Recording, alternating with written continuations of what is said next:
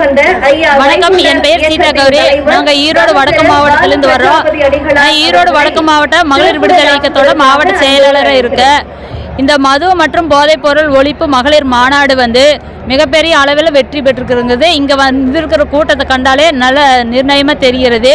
தமிழக அரசு முழுவதுமாக மது விலக்கை அமல்படுத்த வேணுங்கிறதே எங்களோட கோரிக்கை. எங்களோட கோரிக்கை மட்டும் கிடையாது, தமிழக மக்களோட ஒட்டுமொத்த கோரிக்கையாகவும் இருக்கிறது.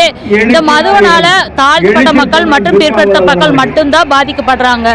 பெரிய பெரிய ஆளுகளை பாதிக்கப்படுறாங்க. ஒரு சிலரோட லாபத்துக்காக இந்த மது விலக்கை தமிழ்நாடு அரசு நடத்துறது மக்களுக்காக சரியில்லை. மக்களோட நலன் தான் இந்த தமிழக அரசோட நோக்கமா இருக்கு வேணும். மதுவோட வருமானத்தை விட பிற தொழிற்சாலைகளோட வருமானம் இன்னும் அதிகமாக இருக்கு. தமிழக அரசு வேற தொழிற்சாலைகள் உருவாக்கி அதன் மூலம் வருமானம் எடுத்து இந்த பூர்ண மதுவிலக்கை கொண்டு வர வேண்டும் என்று கேட்டுக்கொண்டு வாய்ப்புக்கு நன்றி கூறி விரும்புகிறேன்.